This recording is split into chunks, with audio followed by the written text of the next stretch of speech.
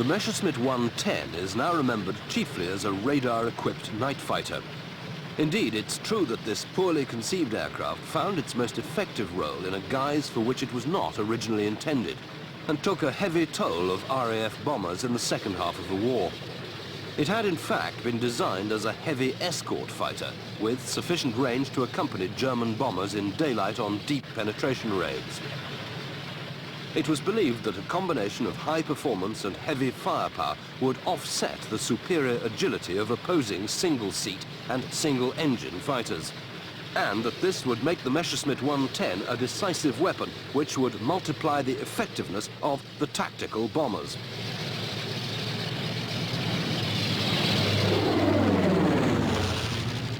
The type first flew in prototype form in May 1936, powered by a pair of 910 horsepower Daimler-Benz inline engines. But there were delays in this power plant's production, so some early models only had 700 horsepower Junkers Jumos.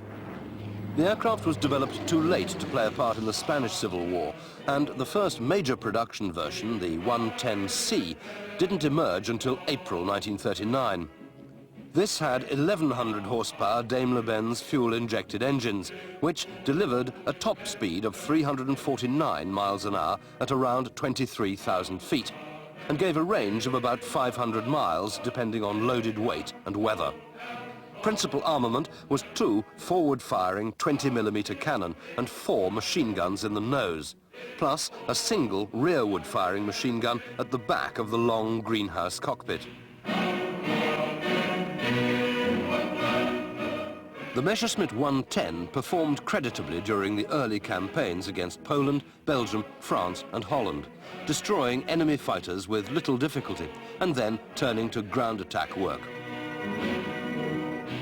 It revealed its shortcomings during the Battle of Britain, though, when it fell easy prey to nimble RAF Hurricanes and Spitfires.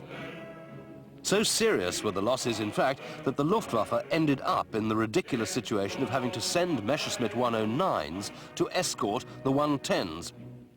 Their only advantage over their single-engined stablemates was the fuel capacity to stay with the bombers longer. Once this fact became apparent, Messerschmitt developed the 110D variant, which dispensed with the 20mm cannon and carried extra fuel in a large ventral tank, extending the aircraft's range still further. This was followed by the F version, which was basically similar, and then the G, which had more powerful 1,475 horsepower engines. The 20mm cannon were reinstated, and some aircraft were also fitted with guns firing directly upwards.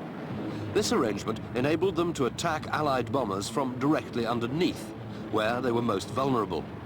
Most 110Gs became night fighters, with a third crew member to monitor the Liechtenstein airborne interception radar and direct the pilot onto a target.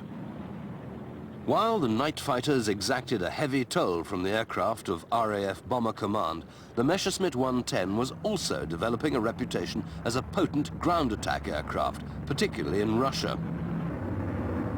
Its heavy forward-firing armament and ability to carry bombs on external hardpoints made it invaluable to the hard-pressed troops in the front line.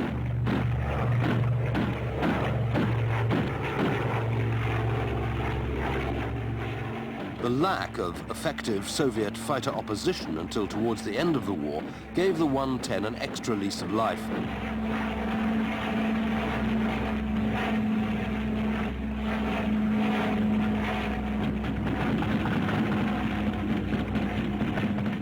And its long-range endurance allowed it to loiter over a battlefield to seize upon targets of opportunity or respond quickly to urgent requests for help.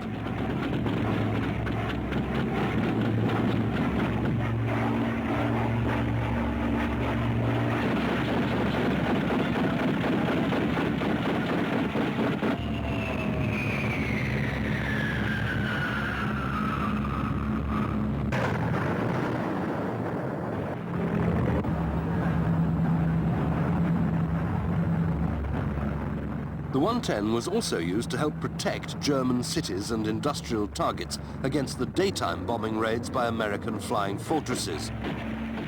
However, its resurgence as a day fighter was short-lived, because once the United States developed long-range escort fighters of its own, particularly the P-51 Mustang, the Messerschmitt again found itself hopelessly outclassed due to its lack of maneuverability in a dogfight.